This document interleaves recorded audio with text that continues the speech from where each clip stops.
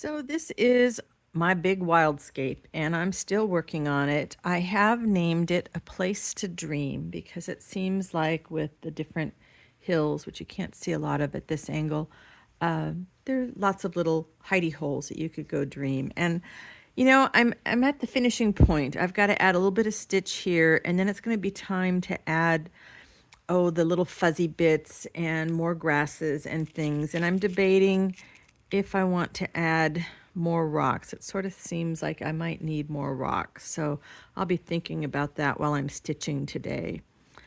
And this piece has been an interesting journey for me. It's the last of this batch of 7 wildscapes that I was really hoping to get done a long time ago, like earlier in the month. Make sure I get all the loose rocks.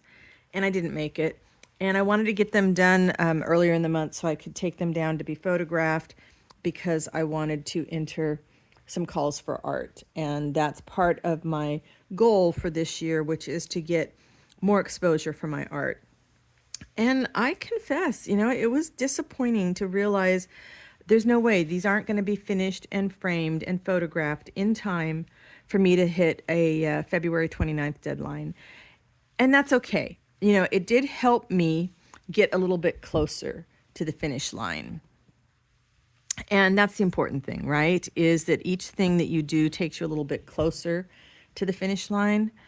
At least that's my idea, because otherwise I'm just going to let myself get really disappointed. There is going to be some wobble here. This is a 17-inch hoop, and so it's really pushing the limits of my stand, but I really like to use the floor stand on this, but I'll apologize. There's going to be some bobble on that. This is in a quilting hoop. But, it got me thinking about, the importance of getting our creations in some cases. I mean, if you're just creating your art for yourself and for gifts and stuff, that's fine. For me, I do want to get some more exposure. It probably has to do with the fact that all my years of writing, I was trying to, get my name out there and get a little bit more known. But I want to reach more people because, number one, it's always nice to sell your art. People don't know about my website. They can't go to my website and buy my stuff, so I need more people to know about me and know about my website, and that means more exposure. Facebook and Instagram and YouTube are great, but I think that's where a lot of the makers hang out, and not necessarily all the makers are shoppers. That's the slippery slope that people that want to sell their work have to figure out. And it's a hard thing. I know I'm not the only artist who struggles with trying to sell their work. So I figure, I'm not in an art gallery anywhere. I don't know that my work, I shouldn't say that I don't know that it belongs, but I don't know that a gallery is for me. I know that I wouldn't be doing well at doing any kind of gallery sitting. Possibly I'll do open studios someday, but I'm still hitting my goal to finish these things and get them photographed, and there'll be another call for art, but I'm also exploring some magazines that perhaps I can submit my stuff to and talk a little bit about a wildscape and why somebody might need a wildscape. I've been doing a lot of writing about them, which has been fun to get back to my roots in writing. That just feels good.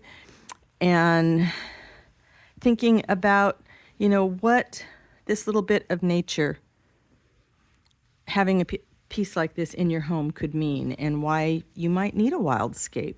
And my reason for it might be a little bit different, but I just, I had fun writing. And, I want to have fun with writing the same way I have fun with art. When I stopped having fun writing, that's when I stopped writing. I decided, maybe it wasn't the thing for me anymore.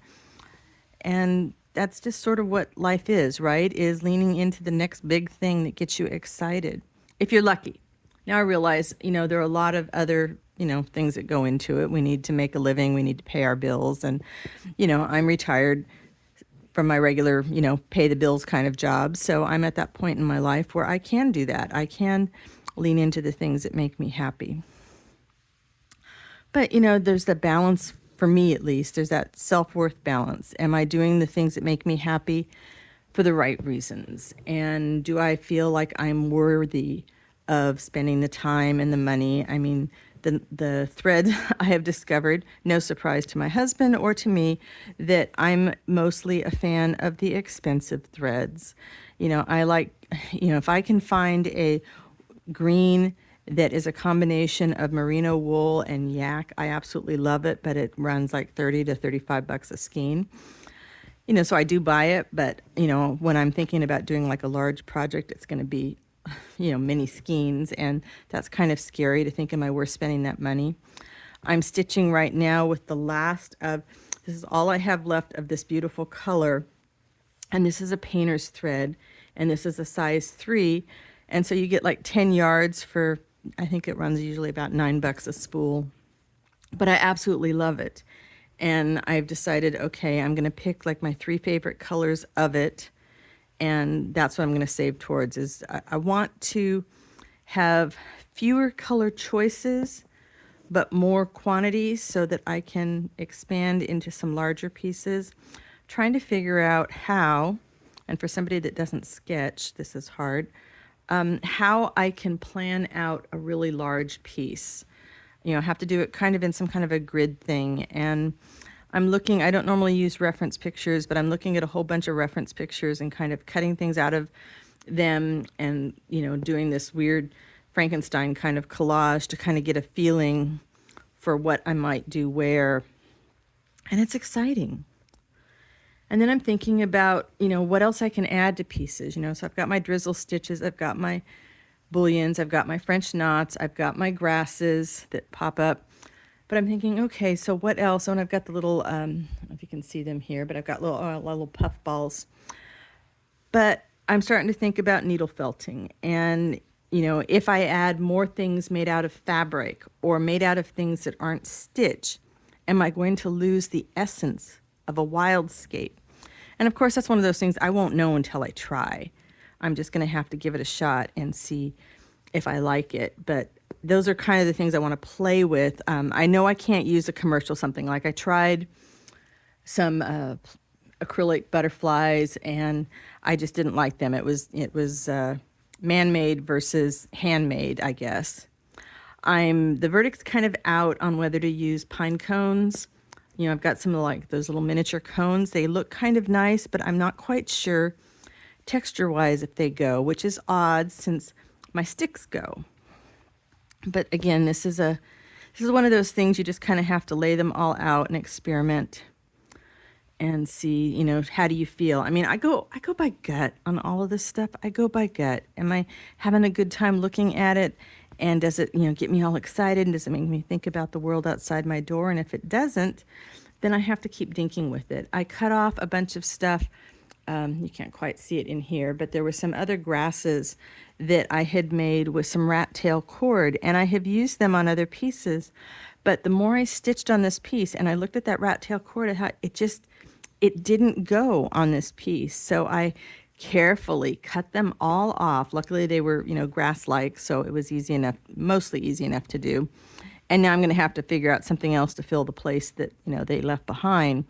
But I felt so good when I got them all out of there. It was like, yep, that was it. Oh gosh, this is my last strand of this thread. I am so disappointed that this is all I have. And the hard thing about the painter's threads is, the color's different every time because each spool is hand painted. But I can get something kind of close. And this just, bringing some kind of color in. This is, I think, is the first Wildscape that I really did that with. And I found it difficult at first because it was like, well, it wasn't green. Is it going to go? And of course, nature isn't all green. But because it was something I hadn't done before, I always hesitate in those new areas. That's just kind of my thing, is to not trust at first and then cross my fingers when, because if I didn't like it, what I would have to do in here is bring in more green and then stitch over them, which can be done. But, lots of times if I'll use a green that afterwards doesn't look quite right, I will stitch over it, and that's how you get some really interesting textures. But it's much more difficult, especially once I get the hills in there, because I need to go through so much material and stuffing and whatever I happen to be using to build the sculptural bits. So that's why I'm thinking I need to just do some more playtime. I have so many ideas for future wildscapes. I'm really excited to finish what I've got. I feel like I got kind of waylaid with the dog being sick. My husband had surgery. I've had a lot of issues with headaches, which I think we figured out was actually the result of a candle kit that my husband's work sent him. You know, they were going to have like a group event where they make candles, and he opened the box and it had really, really strong smell. And both of us are very sensitive to smells. And I got a headache that night. The next day, 24 hours of agony after smelling that. So yeah, we're really careful around scents, which was a digression. And it's mostly because a lot of times, you guys, I don't know what to talk about while I'm just still making French knots and I'm here by myself, but I'm trying to get more videos out here. And as the wildscapes get done, I'm looking forward to also working on some seascapes. I have so many shells, and I'm not sure how I want to use them. You know, I think it will be differently because I don't think of piles of hills at the beach. So I'm going to have to think, you know, if the French knots will probably work fine as sand, but then what? You know, am I going to just do piles of shells in the center with driftwood? I'm not quite sure what direction I'm going to take them. All right, I want to get some, I like the knots coming in between the bullions. Let's see if we can get a little bit of pop of color under there.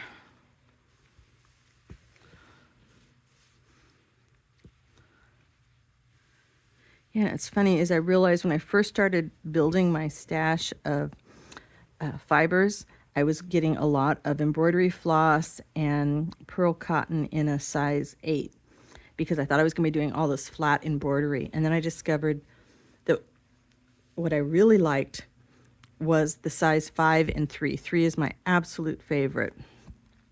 And then, of course, the fingering weight yarn. But that's okay. I'm going to find uses for all that older thin stuff. Thinking about how I can maybe do some flat stitching. I just see a spot where I haven't got any. See if I can come, I don't know if there's enough to come to the left very far, but we're gonna try. Wait a minute, it feels like, yeah. Just a little bit more. But there's also a satisfaction when you come to the end of using up some of the threads because you realize how far you've come. Let's see here. There we go. Get a little bit more over here. Yeah, I'm glad I carried the color down. That seemed like the right thing to do there, which tells me, yeah, I'm probably going to add a few more beads. Not a lot, but a few more. And I may need to come up with some color to put on the other corner. It seems like maybe there needs to be a little bit. Let's see. Right there. Trying not to lean so close that I get my head in the camera because, you know, that's not real exciting to look at. Let's just get just a couple little, you have to look sometimes to see the pretty things down below. Just like sometimes, you know, when life is kind of piling up, you got to look a little bit closer to find the little bits of grace. I'm so happy I woke up without my headache this morning. It's like, yes, I can function. I felt like I lost, well, I didn't feel like it. I lost all of yesterday. I did my live stream, and that was about all I could handle. Oh, and the tax appointment. We got our taxes done. Let's see. We'll put this one right here. And I think that's going to be it for this beautiful painter's thread. So I'll fill in what's left with some greens. And then it's going to be on to maybe a little bit of accent on the other corner and finishing. Thanks for watching. I'll see you next time. Bye-bye for now.